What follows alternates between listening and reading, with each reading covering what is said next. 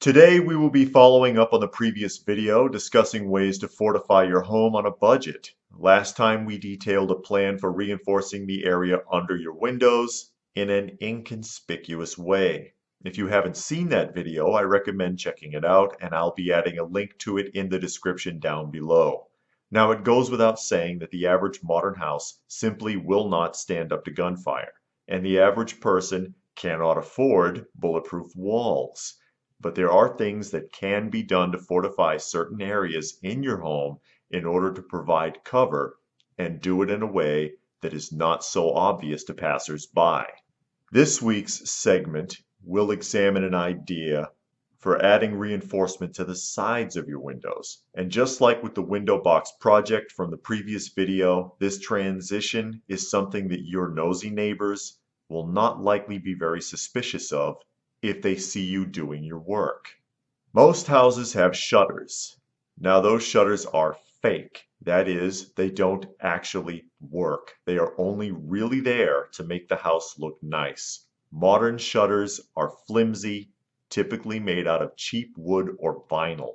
They are just a decoration for the house, and you don't think much about it.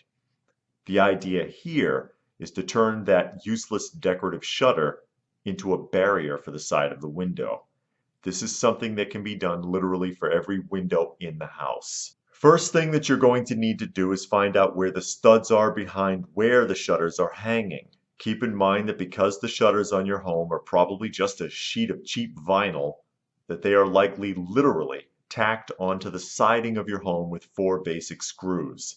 And if you don't have shutters on your windows, you will still need to know where the studs are for this project. What you are going to do is obtain 1/16 sheets of steel plates that are identical in size to your existing shutters or to the shutters that you buy for your home, and layer them behind.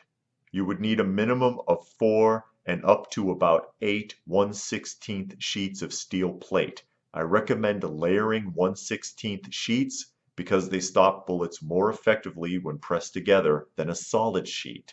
I wouldn't layer more than 8 sheets unless you are sure that your wall studs can handle the load bearing, and also if you are sure that the shutters aren't sticking out so far as to start becoming somewhat obvious because they appear too thick.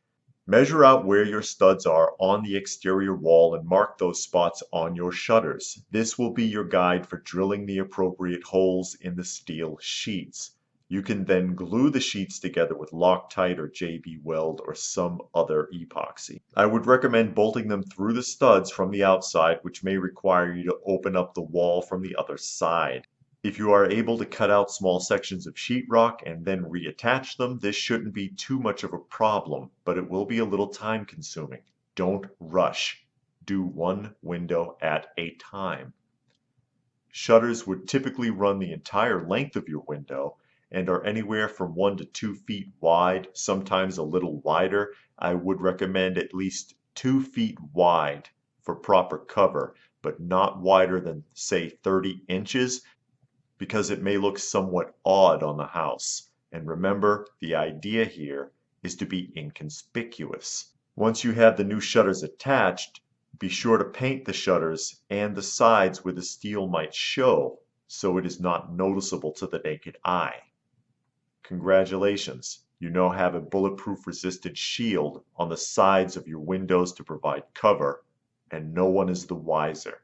And again, if you didn't see part 1 of this series, there will be a link in the description below. If you have any additional ideas that you would like to share, please feel free to post them in the comments section down below. It could be helpful to some of the viewers. Please do give the video a thumbs up if you got something out of it. I hope that you did. Share the video if you can, and subscribe if you are new. Check out some of the other videos. You may find something helpful to you. So that being said, stay frosty, folks, and thanks for watching.